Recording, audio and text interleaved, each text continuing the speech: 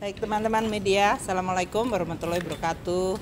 Selamat siang dan terima kasih telah meliput acara pada hari ini yang sangat penting, yaitu Bapak Presiden, Bapak Wakil Presiden dan seluruh jajaran para menteri telah menyampaikan surat pemberitahuan pajak SPT untuk tahun 2023 yang untuk orang pribadi yang kita semuanya tahu berdasarkan peraturan perundang-undangan itu hari akhir atau batas akhir untuk penyampaian surat pemberitahuan pajak SPT untuk tahun 2023 itu adalah pada tanggal 31 Maret 2024 ini. Jadi pada bulan-bulan ini memang dihimbau seluruh masyarakat yang memiliki pendapatan di atas pendapatan tidak kena pajak, yaitu di atas 54 juta per tahun, mereka diharapkan untuk mengisi untuk SPT tahun 2023-nya. Hari ini Bapak Presiden, Bapak Wakil Presiden dan seluruh menteri telah melakukan kewajiban tersebut dan tadi telah disampaikan dalam bentuk penyerahan secara elektronik. Untuk tahun ini pada tanggal 21, jadi ini masih ada 9 hari ke depan dan bisa dilakukan secara elektronik ya. Jadi tidak perlu harus pergi ke kantor pajak. Sampai dengan tadi malam jam 23 sudah masuk 9.601.041 SPT dari orang pribadi di dalam data kita. Ini naik 7,7% dari tahun lalu, atau naiknya secara kuantitatif 686.980 SPT. Tahun lalu itu posisi hari ini atau tadi malam adalah 8.914.061 SPT yang sudah masuk. Ini adalah suatu hal yang sangat baik dan kami dari sisi Kementerian Keuangan, Direktorat Jenderal Pajak ingin menyampaikan terima kasih kepada seluruh masyarakat yang sudah melaksanakan kewajiban SPT-nya bagi mereka yang memiliki pendapatan di atas pendapatan tidak kena pajak. Untuk selanjutnya, apalagi? Yang e-filing, oke. Yang e-filing ya dari tadi 9.600.141 orang yang sudah menyerahkan SPT ini, 7.792.609 menyampaikan tahun lalu dalam bentuk e-filing. Tahun ini naik ke 8.490.804 yang menyampaikan SPT-nya melalui e-filing. Kalau yang menggunakan e-form, electronic form, itu 885.914 tahun ini. Tahun lalu 860.430. Yang menggunakan e-SPT 10 orang, yang manual secara langsung 224.313 orang. Dengan demikian 9.600.141 orang sudah menyampaikan SPT-nya sampai dengan tanggal 21 Maret 2024 jam 23.41 tadi malam.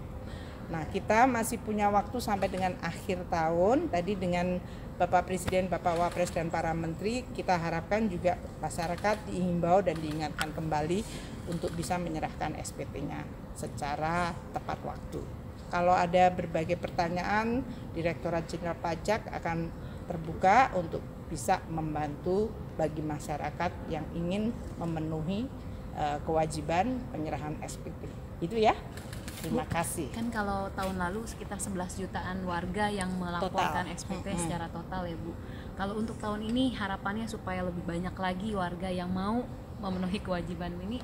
Ya, kita lakukan dengan terus melakukan sosialisasi, edukasi kita menyampaikan melalui berbagai media, termasuk hari ini dengan secara simbolik Bapak Presiden, Bapak Wapres dan para menteri menyampaikan. Kita juga dari seluruh baik di kantor pajak pusat sampai dengan para kanwil dan kantor operasional, kantor pelayanan, kami terus membuka diri, dan biasanya menjelang sampai dengan akhir bulan ini kita lembur, kita buka. Jadi kita akan terus mengingatkan, menyampaikan, dan terus mengencourage ya, mendorong masyarakat untuk bisa memenuhi kewajiban pajaknya secara benar. Untuk menguatkan kepercayaan masyarakat sendiri pada Dirjen Pajak seperti apa, Bu? Sejauh ini kan biar gimana tetap aja masyarakat tetap kadang-kadang ragu ya, Bu. Tuh. Karena banyak kejadian. Kita akan terus menyampaikan kepada masyarakat langkah-langkah perbaikan, tentu sebagai institusi yang bertanggung jawab terhadap penerimaan negara, yaitu dalam bentuk pajak. Kita sampaikan langkah-langkah reformasi apa yang dilakukan, koreksi kalau ada yang melanggar, atau dalam hal ini melakukan tindakan yang ditengarai fraud. Kita monitor di internal kita, ada 3 layer untuk bisa melihat, dan itu kemudian kita lakukan tindakan disiplin sesuai peraturan perundang-undangan. Namun kita juga terus meningkatkan kewaspadaan ya, karena sekarang ini kan modusnya juga bermacam-macam. Dan yang kedua juga kita bekerja sama dengan seluruh masyarakat untuk ikut mengawasi, karena itu sangat bagus untuk mendapatkan feedback. Dan kalau memang ada langkah-langkah yang dilakukan itu berindikasi kriminal, kita akan menyampaikannya kepada aparat penegak hukum. Jadi dari sisi enforcement kita lakukan, dari sisi pembenahan di dalam seperti Cortex yang sekarang sedang dibangun dengan sistem yang makin baik, transparansi, dan juga dari sisi tata kelola yang baik kita akan terus lakukan. Gitu ya, karena pajak adalah uang rakyat yang harus dikelola dengan baik dan kembali lagi kepada masyarakat dalam berbagai bentuk pembangunan dan berbagai langkah-langkah yang dilakukan pemerintah untuk bisa mencapai tujuan bernegara. Demikian. Bu, mau tanya sedikit, ini masih terkait soal pajak sih, Bu. Kan yang digunakan untuk APBN sebagian besar dari pajak, termasuk untuk bansos yang 497 triliun. Kalau kemarin Bu dari Kemensos sendiri katanya hanya 78 triliun yang keluar melalui Kemensos. Jadi sebenarnya itu kemana aja sih, Bu? Maksudnya masuknya dari mana-mana aja gitu untuk bansos itu, Bu? Kalau perlindungan sosial di dalam Undang-Undang APBN kan sebetulnya sudah disampaikan ya pada saat kita dengan DPR sudah menyetujui undang-undang itu, dan kemudian waktu Bapak Presiden menyampaikan DIPA-nya kepada seluruh kementerian lembaga dan pemerintah daerah, itu kami menyampaikan bahwa alokasi per fungsi seperti pendidikan, kesehatan, perlindungan sosial waktu itu sudah disampaikan di dalam Undang-Undang APBN 2024 untuk perlindungan sosial, dan termasuk bansos di dalamnya itu 479 triliun. Di situ yang masuk di Kementerian Sosial tadi disampaikan oleh Ibu Mensos, memang yang ada di dalam anggaran DIPA Kemensos. Ada sebagian yang sangat besar adalah dalam bentuk subsidi dan kompensasi untuk listrik, gas, dan BBM.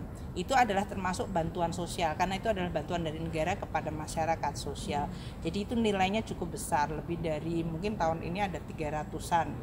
Jadi memang jumlahnya paling besar ada dalam bentuk subsidi-subsidi yang diberikan kepada masyarakat langsung, tidak dalam bentuk bantuan sosial yang dikelola oleh Kementerian Sosial.